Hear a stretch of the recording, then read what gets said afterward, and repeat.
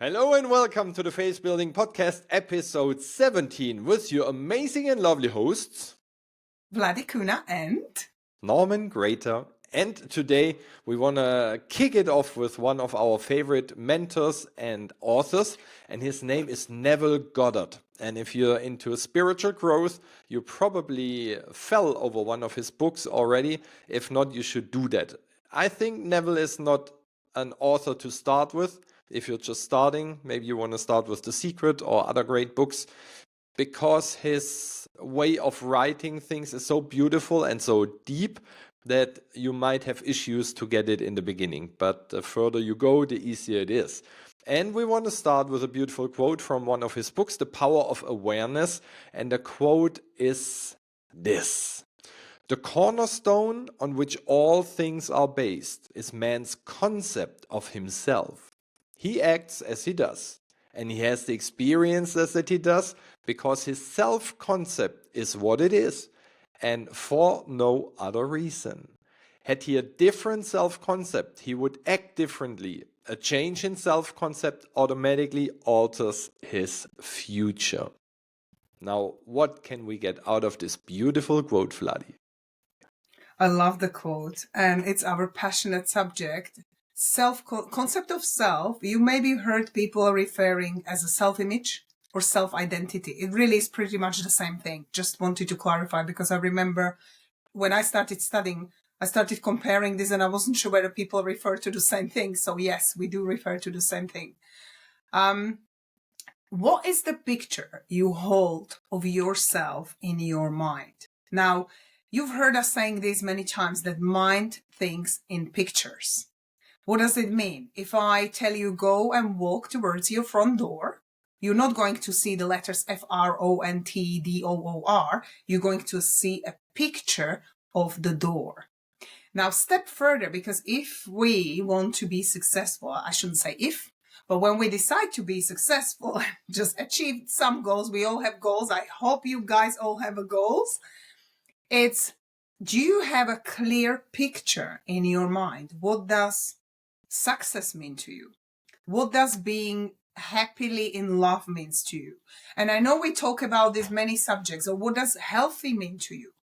But I'm not asking the descriptions yet, but what is the picture of yourself you hold in your mind when you say, I'm a happy, healthy multimillionaire and I'm set for life? What do you see in your mind?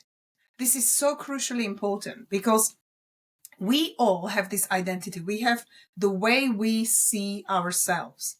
It's not how others see you. Now, yes, the world impacts us if we allow it, and we mostly, unless we train ourselves, we do. So sometimes it really starts with self-love. And it's, if we give a lot of opinions, or we feel sad because somebody says something and it hurts us, it really is self-worth. And how do we build ourselves into creating a perfect picture of yourself? Who would you love to be? It's like, create an avatar of yourself, the one you would love to become. Now, you surely have people in your life you admire, like maybe it's a star in a movie, or maybe it's your best friends, maybe it's a speaker in the world, maybe it's someone you meet actually in the shop. You just love the way they were so kind and helpful. Like, when you pay attention to these moments, because when you meet these people, or you get impacted positively by a movie or something, that's what you want to store, take away, and add it to your avatar. Say, oh, I'd love to be this person. I'd love to be the loving and kind person to everybody. I would love to cause an impression of increase. Well, anyway, we will talk in details another time about the self-pictures, but I wanted you to understand, what does it really mean?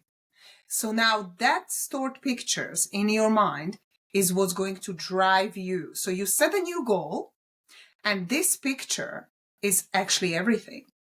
And we don't often realize that this mental picture of yourself drives you. So when we talk, we've heard this with Norman, I cannot even tell you how many times, when people say, I've been in personal development, I'm doing all the studies, and I'm doing my gratitude, and I'm doing my affirmations, and I'm still not seeing the results I would love. But why? Because the mental picture of yourself is going to pull you back. You can be persistent and disciplined in getting to your goal. If you have not replaced the self-identity of yourself that is stored in your subconscious mind, then you are actually going to, that persistence is going to drive the wheel, which is one of the higher mental faculties, to your old image. How can I make this relatable to you? Imagine a thermostat and thermometer. It's a psychocybernetic system. And if you set the temperature, if you say, okay, it's really cold, so I'm going to set the temperature in the house for 20 degrees or 22, just to be warm. But there is this freezing day when you come home and it's already reached 22. So the house is on the 22 degrees, but you're still cold. Well, for you, if you want to feel hot and put it on 27, you're going to have to turn it up. It's not going to come to 27 because it will shut down on 22 just the way you programmed it. And this is how you program yourself. And obviously, we have many different subjects where we always talk about how we program ourselves. But that is how you have this stored. And when you're reaching out for much bigger dreams and maybe it's a new job you would love. Maybe it's a new part, like you would love to fall in love. So you're looking for your soulmate, or you want to become fit and healthy, and all these things or you would love more money and be more successful. That current picture of yourself will shut you down when you reach that level, and it won't allow you to go up. Sometimes it does fall a little bit, so we get a little feel of it, and then we'll pull back. And we think like this stuff doesn't work. It does. We're just not directing the energy the right way. And it was a long answer to it, Norm, but back to you. I love it. And the thing we usually don't know is what Vladi already touched. What is the picture in my mind in regards to words like love or abundance or success and all the other important words that direct so many hours of our lives? I remember a person, and I'm not quite sure if it was a male or female, but at least this person was lonely in their life. They haven't had a partner, and it was their big desire to have a partner. So for over 1-2 years, nothing happened. This person did not find a partner. And in this coaching where I went to, the trainer asked, so what's the picture when I say partner, partnership, love? So this person closed their eyes and said, I see two people sitting on a bench holding hands, which is a cute picture, of course. And the trainer said, okay, so there are two people on a bench. Are you one of them? And then there was silence in the room. And this person said, no. Said, of course, that's the reason why you have not found your partner yet. Because if you have a picture of two lovely, caring, hugging, hand-holding people, but you're not one of them, how should you get what you want? And I would even go further and say, if you see a picture of two people holding hands and one is you, why are you seeing this picture? Because if you're in the picture, you can see your spouse and you can see you holding the other one's hand, but you can never see yourself from the back unless somebody makes a picture and gives it to you. But if we're living the dream, if we are in it, we are part of the picture and we're not just watching like a movie screen. And this is also a very important thing. Is your picture that you saved over the last couple of years, is this including you, which means you look at it, or are you looking from it? Which would mean, yeah, if it's true, I would look from it, which makes more sense. And I want to give you one more example. When I figured out why I was not abundant in regards of money 1-2 years ago, it was the biggest aha moment I could ever have. Because I said to myself, I'm working so hard, I'm working a lot, I'm doing great content, I'm doing all those things, but why am I not getting abundant or / rich? And in the same training, the trainer said, so what's your picture for abundance? And I closed my eyes and I saw the castle of Neuschwanstein. And Neuschwanstein is basically the original castle of the Disney castle. It's in the south of Germany, in Bavaria. And I was standing in a little town that's on the bottom of the castle and I was looking up. So the castle is on a little hill. And now you might say, that's a nice picture for abundance. Is it? Maybe for you, but not for me. Because first of all, I was standing on the bottom in the little town and looking up, which means the castle is out of reach. It's up there, I'm down there. Second, the castle has high walls out of stone. Third, if I would own a castle like that, would I love that? No, it would be way too much cleaning and the heating costs would probably kill me. It's on a mountain, I have to walk all the time up there. And so there are so many no's for a castle, but for some reason that some place stored in my childhood or young youth, adulthood, I don't know where it came from.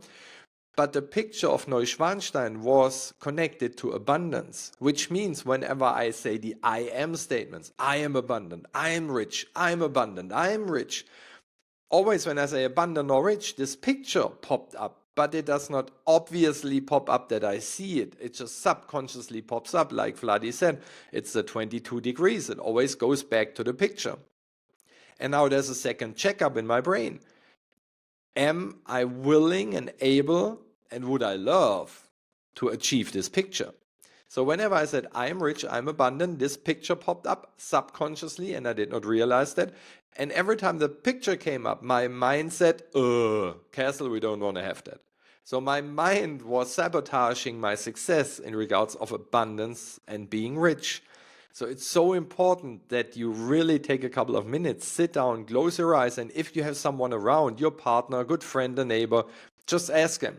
Ask them, you say abundance and I give you an answer. You say success and I give you an answer. What kind of picture do you see? If you do it on your own, you can do that for sure, but sometimes as you know what's coming, you think about it way too long. And the game is not that you think about, how would I love that abundance is projected in my mind? That's step number 2. Step number 1 should be, how is it projected right now? Because this basically gives you the results that you have in your life. I love what you said, Norman. It brought me to one thing, well, many things. But the one thing I really want to tell you straight away is, guys, think of your phones. You don't upgrade yourself as often as these days everybody just have a phone. I don't think there is a person who doesn't have a phone these days. But we look after our phones, like, the battery's slow, like it's not functioning properly. I have to charge it 3 times a day and it's not taking all the apps. I need a bigger memory. I mean, you know what I'm talking about. So how often do you do it to yourself? You are the most important thing in this planet. And you worry probably more. I think majority of people spend more time about upgrading their computers, their phones, than themselves. And it's your life. You're an architect of your life. And if you're actually living in a victim mindset, poor me, I can't do this and I can't afford this and I don't have enough education and I don't have enough money. And as Norman was talking about abundance, such a remarkable example, because I remember, and this is probably 6 years ago, 5 years ago, when we actually started studying together. We had this aha moment of like, this is what we've been doing. We're always looking up to someone. We're running out in the world to find mentors and finding some people, but you have more power than anyone. And what we're showing to the universe, to the divine, is a lack of trust. And this is why we have a faith building podcast, because you have to build faith in you. You have everything you need to create that amazing life you would love. Now, yes, we do need experts, but temporarily for the journey to just move ourselves up, because we can't figure everything together like ourselves. We need to rise together. But going back to his picture is, what is it that you've been looking at in your life? And money is a good example. Because people don't really want these statements I hear, I want to be a happy and healthy multimillionaire or billionaire. If it comes from you, it should be because you have a vision of something huge. That's why people do need billions, like to build schools, to help children's education, to build a system that actually globally helps. But we don't really need for a normal life to have a billion. We really are. People need financial freedom, time, mental, and financial freedom. So all we need is what people and so realize the statements you're making about money as well. Money is root of all evil. Oh, it's hard to make money. It's very no. Oh, rich people are bad people. Like it's just what is the relationship with the money you have? Because that is part of your self-identity. And we need to figure this out with health, with wealth, with money. Imagine you're dating a person. So you are going on a first date, right? Whether it's love, you're meeting this person and you get ready, you want to look great, you're really excited. Imagine now most of the questions we get from all of you is like, how do I get more financial freedom? Now imagine you're dating money and money comes in and the money sits right opposite the table and you go, oh, you're a root of all evil. Like, oh, it's so hard to make you and rich people are bad people. I mean, the money's going to get up from a table and leave because you're insulting it all the time. So what is the relationship, the talk and the energy to give? You give, not to give, what you give out and express. Because money hurt you and they don't come when they're unwelcome. So pay attention. This is not a judgment, but pay attention. Your friends buy a new car. Does it genuinely make you happy for them? Or do you feel, like I can't afford it and they have a new car? Do you feel envy? Do you feel jealousy? They're all destructive emotional emotions. And we need to see ourselves. How are we reacting or responding to things? You don't have to talk to anyone about this, but this is part of your self-identity we're talking about.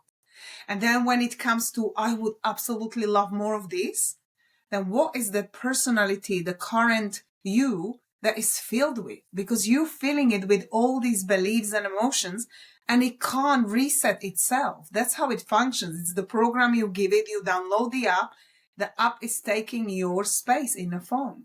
But whatever program you download, it's taking up your battery and your space. So really pay attention to, like Norman's example is great. And actually what I thought of is, ladies, most of the times I want to lose the weight. Well, firstly, if you keep saying you lose weight, you're actually gaining weight because psychological effect of it is putting on. What you need to say is, I'm releasing the weight. I love my body. Every cell of my being is just working perfectly and I'm fit and I feel amazing. Love yourself first.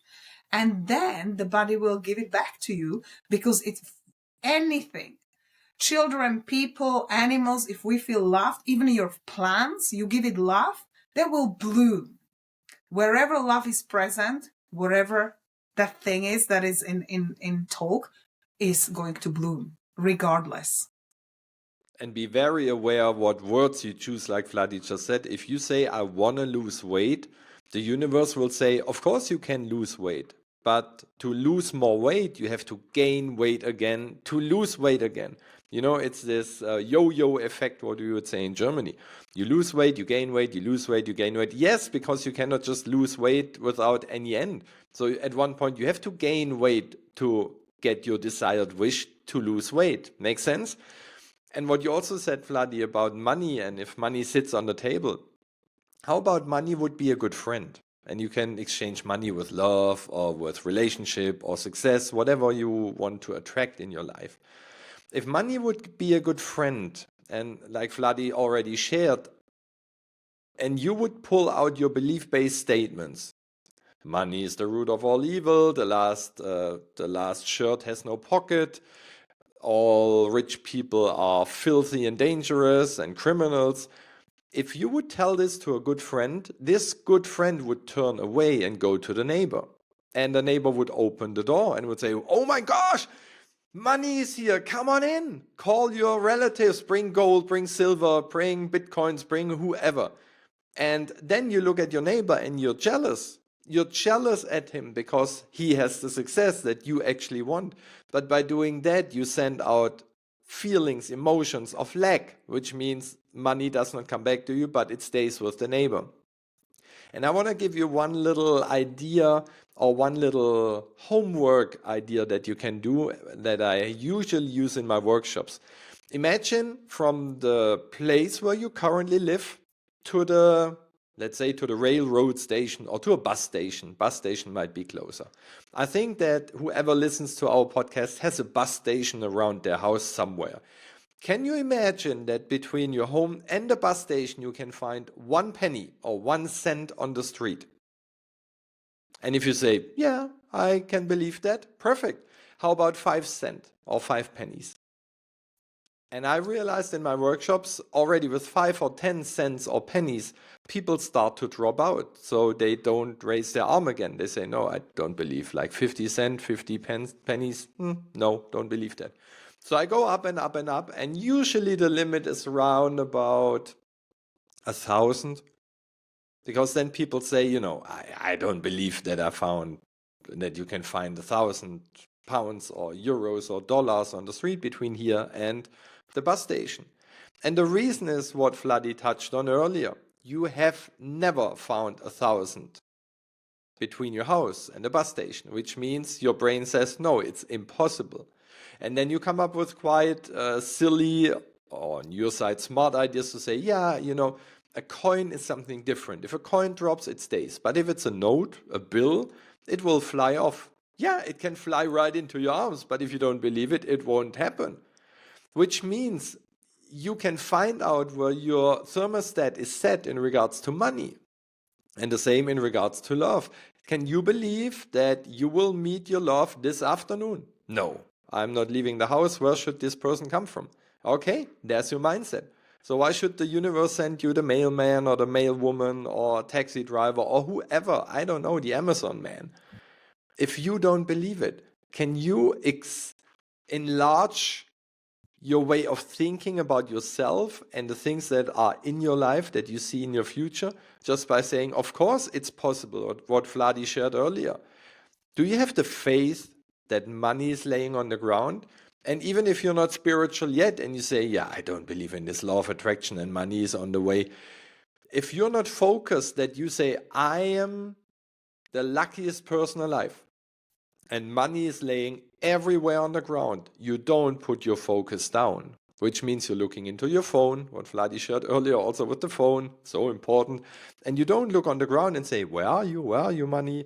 You don't, you're putting your focus in a total different directions. It's not possible, I have to work hard, it will take a long time, and so on. So just change your perspective that things can come easy to you. Have a look at your pictures. And we know if you do that, all the abundance, all the love, all the luck, all the richness in the world, whatever you want to have, will come to you eventually. The only thing that's blocking it is your self-concept about yourself and about all those topics that are related to it. And I hand it back to Vladi for the final thoughts of today's episode. I wrote, expect the best. Just expect the best regardless, because that's how you train your mind. You may probably asking like, yeah, okay, so how do I retrain this thinking? Just expect the best. Find good in everything and everybody. There's always a bit of good. Even if you find yourself in a challenging or negative situation, there is something good in it. Even adversity brings something that we can learn and grow. So really, it's like in a restaurant. You come and you order your meal. You get, I would like a steak, medium raw. I have steamed vegetables. I'd like, a chips or anything with it. And then you're having this conversation with whoever you're in a restaurant, your husband, wife, or friend, or you're expecting it, right? You're not sitting at the table scratching your head going, do you think the waitress is going to get to the kitchen and give them the order? Oh, and do you think they're going to use beef? I mean, what if they use a different meat? And is the meat even fresh? And what happens if maybe the vegetables, like, you're not questioning it, but this is your life. You're asking universe to give you something, and then but I don't have enough of this, and maybe the lack of money or weird. And the worry and doubt are the frequency that kills it. So if you add worry and doubt into it, it's a wrong ingredients in your soup. Don't add ingredients you don't want. You know exactly what recipe you're cooking for your life, so only add to it stuff that you would love. And that's going to lead us into a next week's episode, which is Norman's subject, or beautiful, is this worth my battery? So we'll see you in the next episode with this amazing battery discussion. Till next week, and until very soon. Bye-bye. Thank you. Bye.